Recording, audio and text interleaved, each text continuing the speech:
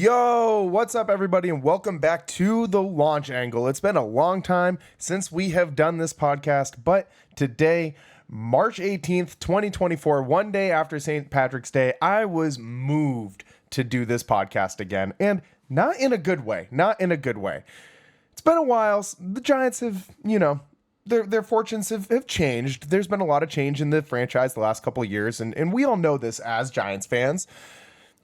But today, this team that I have loved since the day I was born made one of the all-time worst moves imaginable. This Giants front office has completely lost touch with their fan base. And this was exemplified today by letting go Renel Brooks-Moon, who has been the team's PA announcer since they moved to China Basin on April 11th in the year 2000, almost 24 years ago. Let me tell you a few things about Renel. She's the voice of a generation. Not just me. I have talked to countless Giants fans today who all feel the same way. When I think of the San Francisco Giants, when I think of Pac Bell Park, SBC Park, Oracle Park, AT&T Park, whatever the hell you want to call it, I think of Renel Brooks-Moon. I close my eyes and I teleport myself there, walking through the gates on 3rd and King, right by the Willie Mays statue. As I go up the steps, I can hear Renel's voice just going through the pregame, it almost seems mundane at the time. Listen, heard saying, this is the emergency number. Don't be unruly. Don't do dumb things in the stands. Don't throw stuff on the field. Just saying all those things. You'd hear it as you're walking into the park if you can close your eyes. Just like you can hear the seagulls and all the other commotion in the park, the organ, you can hear all of it going. And Renel is part of that ambiance. No one else's voice will replace that. She greets you when you get to the park. She holds your hand through the game. It's a voice of comfort. It's a throwback to good memories. It's nostalgic. She is a connection, one of the last remaining touchstones back to those World Series teams. She sends you home at the end of the night with a win or with the loss, and it makes you feel a little bit better. Terrible move by the Giants. Absolutely terrible move. Nobody in the Bay Area sports lexicon, reporter, radio jock, player, name a person, nobody has a bad word to say about her. Personal experience in dealing with her at KMBR, I've had a few moments. Obviously, I was let go from KMBR a couple months ago, but I did book her several times to come on the Murph and Mac Morning Show, to come on the KMBR Tonight shows with the rotating cast of hosts that they had on that. And every single time, no matter how new I was at my job, Renel always treated me with respect and class. And that is something that not everybody in this industry does. She is an A+ person, an A+ PA broadcaster. She is...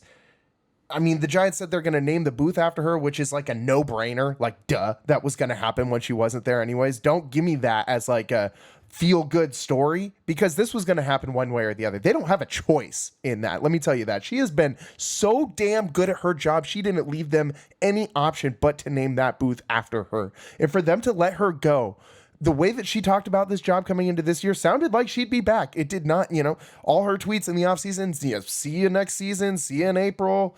Opening day is right around the corner. She was excited for this, the same way we all were. And this is so indicative of how this team has treated everybody. And by everybody, I mean us, you guys, the fans. They have treated fans so poorly since I'll tell you when it started, when I think it started. It started when they let Bruce Bochy go. And since then, it's been a cascade of the Giants clearly saying, we don't care about the fan experience. We care about what our think tank says, about what our ownership group says, and about the dollars and cents and the bottom line, and that's it. According to Forbes, the Giants currently valued at $3.7 billion, fifth in all of Major League Baseball, and had the sixth highest profit margin last season, which came in at $421 million. You're going to tell me that you can't figure out how to keep a staple of the franchise around, someone who is adored by the fans as much as Renel was. You can't figure it out in your pile of $421 million. Yes, I know running a team is expensive. I know that stadium at 3rd and King is not cheap. But guess what? It's paid off now. Giants are still selling tickets. Yeah, they're not filling up the ballpark like they were. Fans have stopped coming out in droves. And guess what? Renel's part of the reason why you'd still go. And for the Giants to be callously eliminating things that draw you to the ballpark, what's next? You going to knock down the Coke slide? Going to shorten the wall in right field and you're going to just make it like a normal fence? Like, what are we doing? Let's just take the glove down while we're at it. You know, get rid of Kruk and Kipe while we're just making changes that fans absolutely hate and do nothing to benefit this franchise. Absolutely nothing. I really hope there's more to this story that I just don't know yet. I really hope that, you know, Renel just like moved on her own accord. And this isn't the Giants pushing yet another star of the franchise out. Yeah, Renel's not a star on the field, but she is a star off the field for everybody associated with this organization. Fan, if you've worked for them, if you've worked adjacent to them, anybody who has interacted with Renel is better for doing so. But as I said, this team has been treating these types of people around the organization not well ever since they very unceremoniously let Bruce Bochy go. And guess what? He just won a championship with the damn Texas Rangers. Brandon Crawford, this is another one. Could have hung around on the team. I know there's various camps on this, varying opinions. You can't tell me Brandon Crawford was better than whoever the hell the Giants had as their last roster spot on the team at any given point in last season. If they're not going to use that last roster spot as, you know, for someone like Marco Luciano, for an Elliot Ramos, for a guy who needs that spot and that time to develop, then I want Brandon Crawford there. And then they bring back Pablo Sandoval almost as like, oh, well, you know, we still got Panda. What's going on, man? What is going on? This has been the most abysmal era of being a Giants fan. Like, I do not feel a connection with this team or as much as I did 5, 10, even just like 3-4 years ago. Like, I constantly feel like this rotating cast of players, like it just is unidentifiable. And now we're moving on to making the staples that are on the Giants peripheries, like the broadcast teams, the PA announcer. We're making all these people change too. Like, what is going on? What the hell is going on? Nobody wants this. Whoever is sitting in a room at 3rd and King making this choice is a bad one. You screwed up. It's not good. Nobody likes this. Nobody likes this. And all this while Giants prices keep going up. Beer prices go up. Food prices go up. Ticket prices go up. And the product on the field remains marginal. Man, I'm frustrated. I mean, I do have some hope this year. The Giants did make a decent number of offseason moves. They, you know, Bob Melvin, we'll start there. Hiring Bob Melvin as the manager of the Giants, replacing Gabe Kapler, probably the single biggest improvement that they made this offseason. Bob Melvin is not an analytics guy. I mean, I don't want to say he's not an analytics guy, but he's more of the old guard in baseball. You know, he's going to look at the analytics, but he's also going to use his brain and his gut and his baseball mind and say, this guy's high. I know he matches up against this guy well. He's seeing him well. He squared up the ball last time. I'm going to put him out there. It's not as simple as looking at a stat sheet and saying, you know, oh, for whatever in his last whatever. Like, it's been X number of at bats since this guy's had a base hit. That doesn't account for if a guy's squaring a ball up or not, if a guy's seeing a pitcher well or not, if a guy just looks locked in when he got to the yard that day. Those are all things that a manager can see. And I trust Bob Melvin far more than I ever trusted Gabe Kapler. I know Kapler had his 107 win season.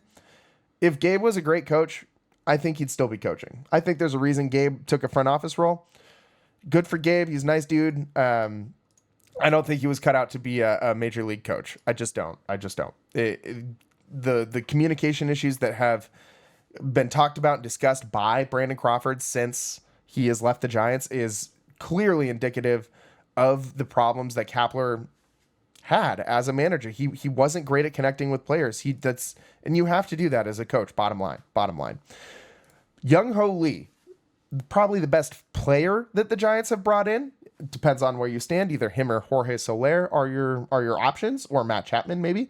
I think Young Ho Lee is the best player the Giants brought in this offseason. He will lock down that center field role in a way that we haven't seen since Angel Pagan. And Pagan even had his share of injuries while he was there. So Young Ho Lee in center field, phenomenal choice for the Giants to pick up in the offseason. He adds a everyday starter at the top of the order, a leadoff hitter whose bat to ball skills is uncanny. He is going to get so many base hits, and it's nice to see the Giants kind of going back to doing some things that drove them to success in the 2010s and all those World Series and that 3 World Series run.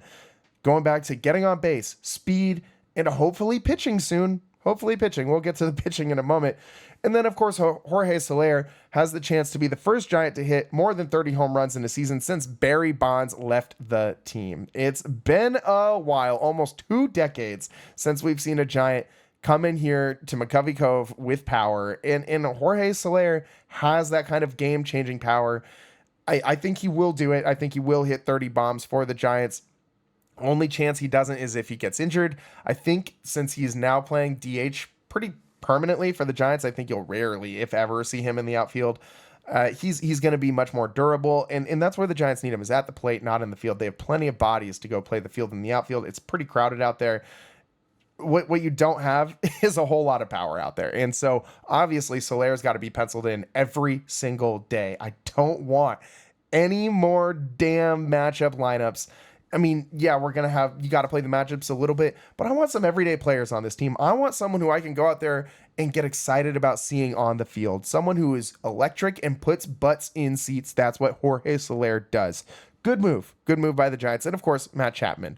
They finally got the deal done. The one deal that seemed like the most no-brainer deal going into this offseason was Matt Chapman reuniting with Bob Melvin in the Bay Area. That seemed like just rubber stamp it. It's done already. And for some reason it took till the last couple of weeks of the spring to get it done. Maybe Chappie just wanted some extra long offseason time. Didn't want to report early. Who knows? But Bob Melvin, Matt Chapman, noted success. Great success with the Athletics in Oakland in the past, and they're I think going to pick up right where they left off. Chapman provides the best situation for Marco Luciano to not only develop as a shortstop. What better situation than to develop as a shortstop with a Gold Glove third baseman, a Platinum Glove third baseman next to you in the infield? And who knows if Luciano will actually stay at shortstop for the entirety of his career. I think he's more of a third baseman. Longer, lanky kind of guys don't usually stick around at shortstop. You don't see too many guys like O'Neal Cruz or Ellie De La Cruz in the league at shortstop. They usually move to an outfield position or third base, and I think third base is where Luciano ends up. And who better to learn from than Matt Chapman? So, ultimately, some good moves in the offseason. Some bad moves in the offseason, too. The Giants tricked all of us. They tricked all of us. And what I mean by that is last year they said, we're doing all these opener games, and then the rest of the league did it too, but the Giants were really good at starting games with openers. I mean, I can't tell you how many times I went to the yard last year and saw Scott Alexander give me like 1 1/3 innings. And I'm not saying nothing against Scott Alexander, but I want to go out there and I want to watch a starting pitcher. I want to go out there and I want to watch Logan Webb. I want to go out there and I want to watch Kyle Harrison. Past that, on this Giants starting staff, who else is there? I know they signed Jordan Hicks. And this is where I'm saying the Giants tricked us, because they signed Jordan Hicks and said, guess what? He's a starter. You know what he looks like to me? An opener that they're just going to call a starter. This guy's going to start. He's going to go once through the order and they're going to yank him. What? This isn't a starting pitcher. This is an opener. I really hope I'm wrong. I hope they stretch Hicks out. I hope he can get to at least 5-6 innings worth of work. But come on, there's no way he's lasting longer than that. This is Alex Wood 2.0. I'm not that excited, man. He's got good stuff. He's got electric pitching.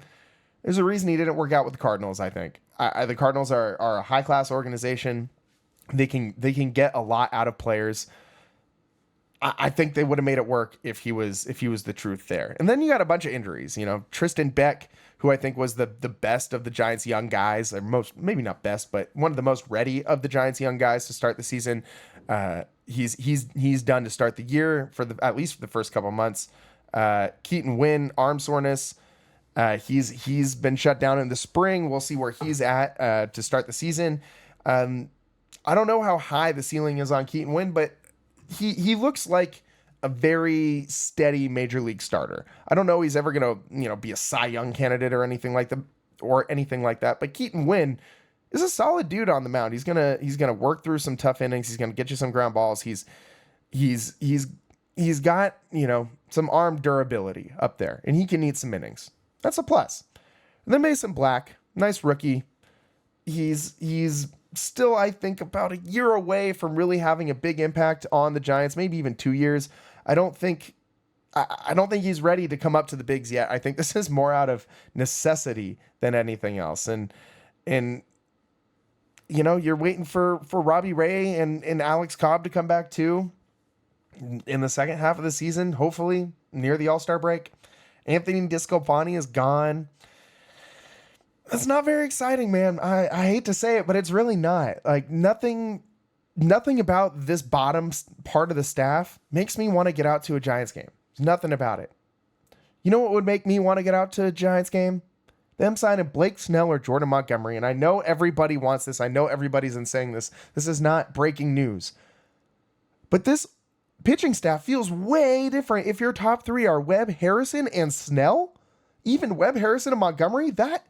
And then you have like maybe Jordan Hicks if he works out, and then throw in Beck Wynn or an injured Robbie Ray or I almost said Randall Cobb, Alex Cobb.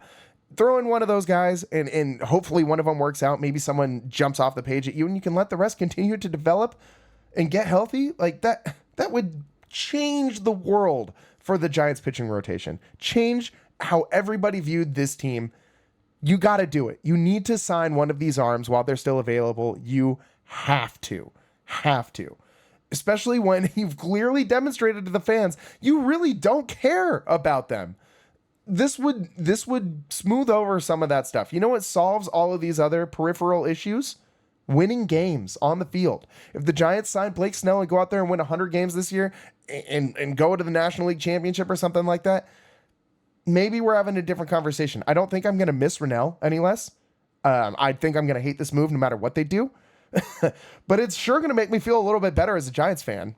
I'm not going to go anywhere. I'm not going to sit here and say I'm not a fan of the team anymore. I'm cursed or blessed. Either way, I was born into this, more or less. My dad, first clothing I was ever put in as a human being was a Giants onesie. My first stuffed animal was a Giants teddy bear. I think I still have that thing laying around here somewhere. And I have a Giants tattoo on my back. Like, of all the sports teams I've associated myself with, the Giants are the one team that I have just globbed onto harder than anything else. I'm not going to ever root for another baseball team. I will always love the Giants. I will always hate those damn Dodgers no matter what. I hate the Dodgers almost as much as I love the Giants. But the moves that the ownership has been making in recent years is really disheartening, really discouraging. Pushes people away from wanting to go to games. You can't sit there and make moves like this, like getting rid of Renel, like getting rid of Brandon Crawford, and getting rid of Bruce Bochy, and when these guys clearly still have something to offer the team, and you're just gonna unceremoniously just kind of give a middle finger to the fans. This is not a normal business. You can't operate like it's a normal business. The business of baseball is so closely associated with fandom, and so often that seems forgotten. And this move right here is the epitome of that. You cannot just disregard how millions of Giants fans feel about an individual that is associated with the team and just get rid of her. I don't know how you do that. I really don't. I'm lost. I don't know how this worked out this way. This is the last thing I wanted to see. We are 2 days away from baseball games starting. It's not the Giants playing, but we're 2 days away from baseball coming back into our lives, where every day you can turn on the TV and you can watch a game every day, every damn day, with the exception of the All-Star break. But you get what I mean. And now this. I want to be excited for the Giants this year, man. I really want to be excited for the Giants. This makes it hard. in a time when it's already hard to be excited about the Giants because they have been so damn mediocre on the field. And now that mediocrity is leaching into the rest of the organization, which has always been a first-class experience. I remember as a kid in the post-Bonds years, those were some dark eras. You know, you go to the yard, you knew the team wasn't going to win anything that year. You cheer for Marquise Grissom and Moises Alou, you know, and yeah, you know, you go down the Coke slide. It'd be fun though. It'd be a great experience. It'd be a great time to like enjoy some of those bay breezes, the seagulls, the garlic fries, the Ghirardelli sundaes, the crab sandwiches. I mean, it's beautiful. It's the best ballpark in Major League Baseball, I think, in all of pro sports. And it's lost its allure today. Some of its luster has been, some of the shine on Oracle is gone with Renel leaving. I don't care who you replace her with. You could go reanimate Harry Carey and have him come back from the Chicago Cubs and steal him and bring him to Oracle. No. I want Renel.